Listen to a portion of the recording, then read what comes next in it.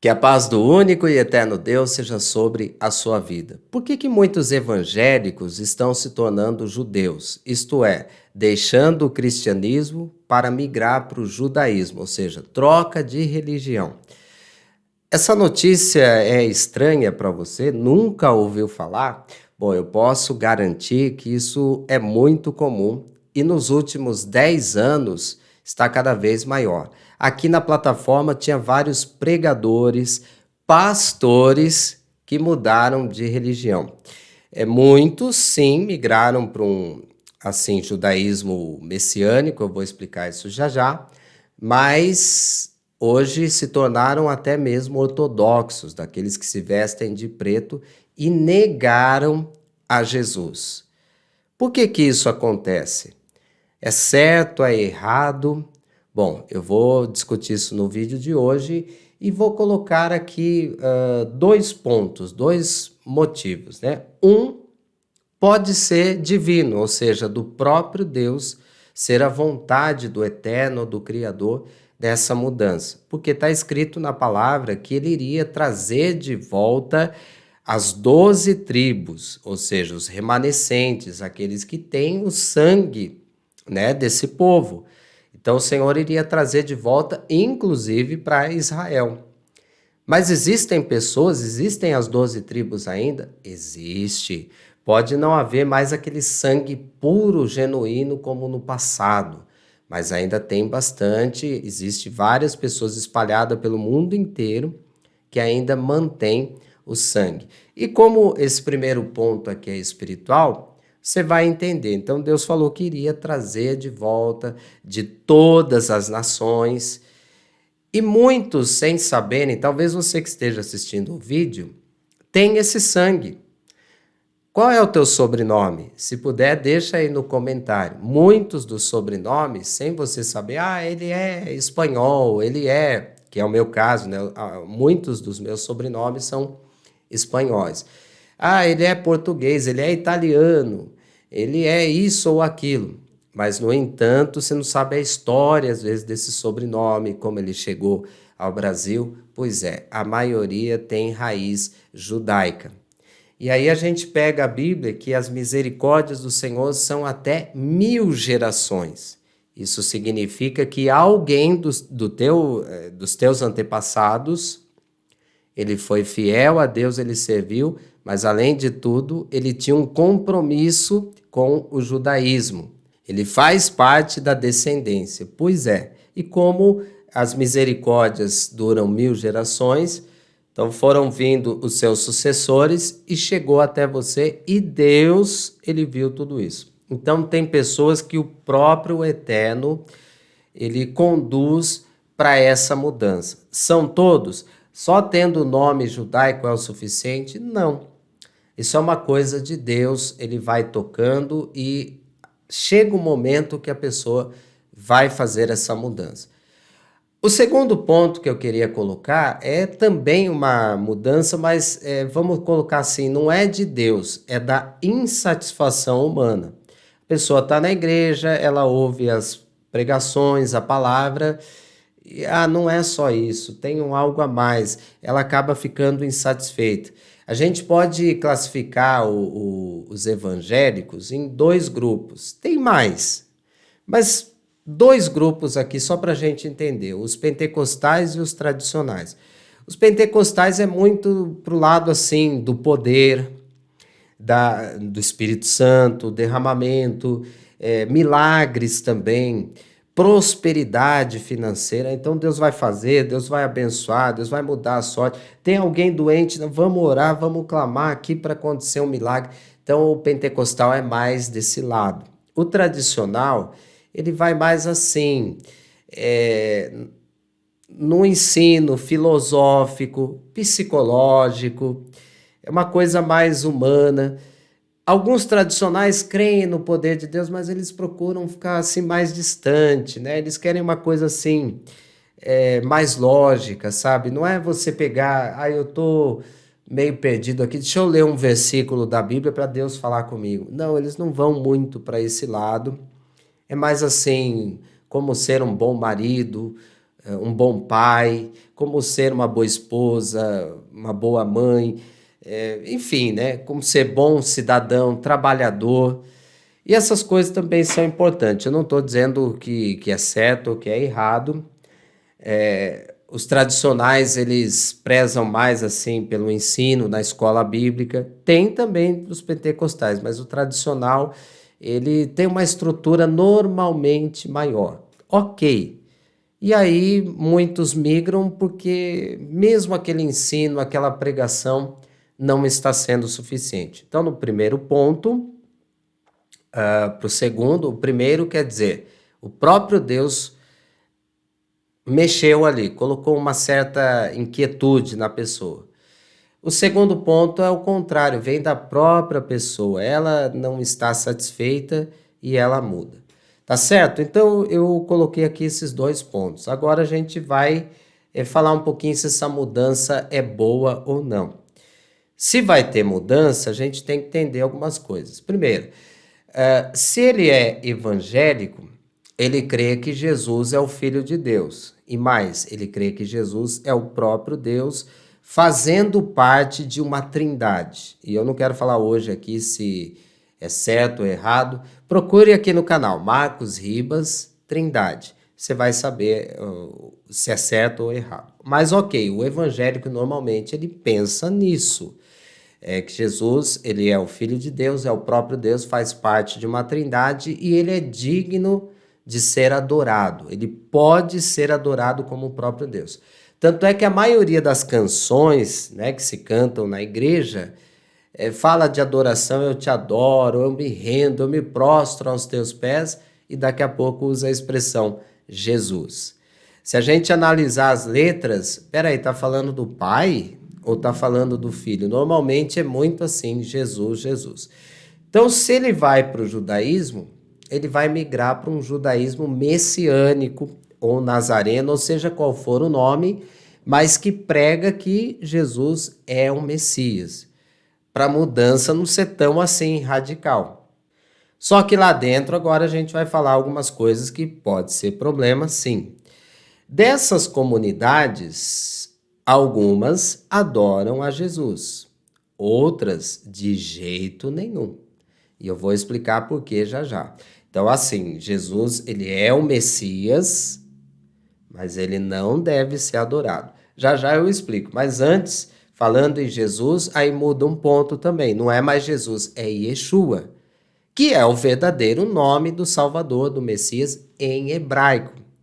O problema é a imposição e aí como se enxerga essa questão de Jesus. Imposição por quê? O nome dele é Yeshua e é isso que tem que ser falado. E aí vem até uma explicação. Nome é nome próprio, então não pode ser mudado. Por exemplo, meu nome é Marcos. E se eu for em qualquer outro país, o meu nome continua sendo Marcos. É isso? É verdade? Sim e não. Ou só que não. Por quê? Aqui mesmo no Brasil, a minha mãe me chamou de Marcos. Esse é o meu nome. Só que se eu converso com um carioca, principalmente se ele for da Zona Sul, ele vai falar Marcos. Ele vai colocar uma letra I no final. Não tem essa letra I, mas ele coloca por quê? Porque é o sotaque dele, é a forma dele falar. Se eu for para o Japão, o nativo de lá, ele não vai falar Marcos, dificilmente. Ele vai falar Marukosu. Estranho, né? Não é esse o meu nome que a minha mãe me deu, mas é assim que vai chamar. Então tem países, tem idiomas que isso fica pior ainda. E Yeshua, muita gente coloca como problema, até mesmo o evangélico, que de repente descobre que o nome verdadeiro, né, o nome em hebraico é esse, Yeshua. Não, então não pode falar outro. E fora que tem os falsos judeus, né, que ensinam um hebraico estranho aí, que falaram que é Yashua, Yahusha, tem alguns até com Yausha, e quer impor isso pra gente, e eu sei que tá errado, né? Agora o caso de Jesus. Eu já falei várias vezes aqui no canal, mas de maneira resumida. Você pode falar Jesus tranquilamente, não é um nome pagão, foi um nome transliterado. Tá certo? Não, esse foi um nome criado. Mas você pode falar desde que você esteja dizendo o verbo de Deus que se manifestou em carne. Aí não tem problema nenhum. Então, assim, esse é o início do problema, né? Começar a mudar o nome, ver que não é mudar, descobre o nome original e aí o que a gente aprendeu está errado. A mãe de Jesus, Maria, é Miriam, Pedro é Kefa, João é Yohanan, e aí começa uma imposição. Então, aí tudo que a gente faz está errado. Há outras comunidades que, então, Yeshua é o Mashiach, é o Messias, mas não deve ser adorado. E por que isso? É um pensamento parecido, inclusive, com os testemunhos de Jeová. Mas por que isso? É porque, na verdade, essas comunidades, elas não gostam de ser ridicularizadas pelos tradicionais e pelos ortodoxos. Eles são assim, o ortodoxo fala para ele, não adianta você me falar de judaísmo porque você é um falso evangélico. Ah, por que eu sou um falso evangélico? Porque você adora a Jesus. Não, eu não adoro, não. Você é um idólatra assim. Não, eu não sou idólatra. Para mim, Yeshua é o Mashiach, mas ele não deve ser adorado. Bom, para o tradicional e para o ortodoxo isso não quer dizer nada, mas essas comunidades eles têm esse ensinamento. Agora isso está errado, sim. Por que Jesus deve ser adorado? Bom, no Novo Testamento diz que ele foi adorado, mas vamos usar só o Antigo, o Velho Testamento. Só a Torá. Bom, eu posso também colocar ali Josué, Ezequiel, Daniel, mas vamos lá. Só em Gênesis, só na Torá, o que Moisés colocou. Quem era aquele ser que era chamado sim de homem, mas também foi chamado de anjo, foi chamado de Elohim, Deus, mas também foi chamado de o próprio Deus, o tetragrama sagrado. E ainda o anjo do tetragrama sagrado. Quem é esse ser? Bom, para mim não há dúvida nenhuma. A imagem do Deus invisível. Yeshua, Jesus, ele se manifestou lá no passado. Ele almoçou com Abraão. Ele apareceu como homem. Ele foi servido, né, por Abraão. E ele apareceu de outras formas também. Para mim é ele. E lá, em todos esses textos, ele foi adorado. Ele foi reconhecido não só como Elohim, mas como o tetragrama sagrado, o nome divino. Bom, outro problema que podemos encontrar ao se tornar judeu é exatamente essa questão da lei da Torá, que de fato está certo. A Bíblia, ela continua, ou melhor, a Torá continua valendo. O cristão tem dificuldade de entender isso, por quê? Porque é uma herança católica da Igreja Imperial de que foi abolida a lei, né? Bom, Torá é lei, mas é instrução. Lá explica, sim, muitas ordenanças, mas também como edificar uma casa, como se vestir, como é que constrói uma casa. Tudo isso. Então a Torá ela é maravilhosa. E Paulo disse isso em Romanos 7, que ela é santa, inclusive. E Yeshua disse que ele não veio abolir ela, ele veio cumprir. Não, mas aí todo mundo vai em certas traduções, né? Aliás, é traduzido assim para nós que Paulo disse. Por exemplo, a maior de todas, porque o fim da lei é Cristo. Então pronto, aqui acabou. Não, de fato, está escrito assim, porque a finalidade da lei ou da Torá é Cristo, o Messias. Olha, mudou completamente o sentido. E o judeu, ele sabe disso muito bem. Então, isso é verdade, isso é bom. Quando a gente entende que a gente deve cumprir os mandamentos, que ele continua valendo. E quando a pessoa ela é cristã, ela tem dificuldade de entender isso. Mas se ela foi para o judaísmo, então ela já aceitou. Ok. Só que aí com a Torá, começa a vir as tradições e começa a vir também as imposições dessas tradições, tradições rabínicas. coisas que não estão escritas na Bíblia e que muitas vezes bate de frente com as ordenanças. Mas aí as comunidades fazem por dois motivos: para não serem rejeitados pelos outros, eles querem inclusive ser aprovados lá em Israel para eles poderem ter as sinagogas, e para isso eles têm que cumprir essas tradições. Então já por isso também, e muitos começam a acreditar que essas tradições, seja oral, sejam escritas nos vários livros, nas literaturas que eles têm, é a verdade plena. Eles começam a colocar isso acima do que está escrito na Bíblia.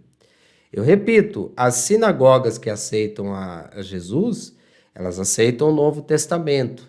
Só que muitas delas começam, aí vem aquele papo, o Novo Testamento ele foi manipulado, não é bem assim. Então aí é esse o cuidado que precisa ter. Se tornar um judeu messiânico ou nazareno, não pode perder a essência, porque senão vai começar a ficar complicado. Aí o Messias passa a continuar sendo o Messias, mas ele não deve ser adorado. Olha como é que vai mudando, né? Depois disso pode vir outra mudança pior. Existe em alguns livros uma tradição de que ia ter dois Messias. Um ia ser sofredor, o filho de José, e o outro seria o filho de Davi, o rei. E aí algumas sinagogas começam, né? Não, então Yeshua é o Messias, mas o sofredor. Ele não é o que vai voltar, o que vai reinar. Olha, já mudou, já piorou a coisa, né? Pois é, muita gente acaba fazendo isso. Para quê? Para agradar os tradicionais, para agradar os ortodoxos, para não ser considerado um idólatra, para fazer parte. Tem gente que quer estudar em Israel, então, assim, estudar, ganhar a bolsa, né? Ganhar passagem, ganhar moradia, emprego, e para isso tem que negar a Jesus como Messias. Então, tudo isso é colocado na mesa. Gente, vários evangélicos, ex-pastores, passaram por tudo isso que eu estou falando, mas vai piorar. Chega num ponto que, aí o que eu faço? Eu vou para Israel, eles vão pagar minha passagem, mas eu tenho que negar o Messias. Pensando bem, a gente não precisa do Messias, a gente precisa da Torá, a gente precisa das tradições. E aí vem o último grande passo, que é negar o Messias. Você está disposto a isso? Não é bom negócio, porque Jesus ele é de fato o Messias, o Filho de Deus. Está escrito que quem não tem o Filho não tem o Pai. Então, se você nega a Yeshua, você negou o Pai também. É isso. Eu vou colocar aqui na tela o meu filme. Você já assistiu? Eternidade? São 43 minutos de escatologia. É um filme com animação, com desenho. Não é cansativo. Esses 43 minutos passam rápido. Parece que foi 15 minutos e assim, mostra o anticristo, mostra as duas testemunhas, o arrebatamento e quando, né, novos céus, nova terra, o juízo final, mas mostra quando Jesus desce à terra para reinar os 1000 anos, o milênio. E eu coloco os versículos ali. Haverá um grande pranto, haverá muita tristeza, vai ter um arrependimento, um remorso assim, acima do comum, nas terras de Israel, principalmente em Jerusalém. Estarão os judeus lá vendo a quem eles transpassaram. E esses judeus que estarão lá em pranto, chorando bastante, ajoelhados, foram aqueles que não foram arrebatados, que beberam do cálice da ira de Deus. Bom, todos aqueles que escaparem nesse dia terão uma nova chance. Para isso serve o milênio e o filme aqui ele mostra. Então procure aí, Marcos Ribas, Eternidade. Vou fazer o seguinte, ao final desse vídeo que você está assistindo, eu vou deixar aí na tela. Mas assim, você vai querer fazer parte do arrebatamento, ser preservado da ira do Senhor? Ou você vai beber do cálice da ira de Deus? Você estará lá tendo remorso? porque é o que acontece com muitos. Então, assim, se você migrou, pretende migrar para o judaísmo, muito cuidado, preste atenção, porque sim, você pode achar que você está cada vez mais evoluindo e cada vez mais você pode estar se perdendo. O judaísmo messiânico ou nazareno é maravilhoso, tem muitos ensinos que eles realmente entendem os versículos bíblicos de uma forma muito aprofundada. Quando a gente lê o Novo Testamento, certas coisas que estão ali, se a gente entende as tradições, a nossa mente fica muito mais ampla nesse entendimento e mais no poder do Espírito Santo. Então, sim, o judaísmo é muito bom, mas não é para todo mundo. Pode ser para você, pode também não ser.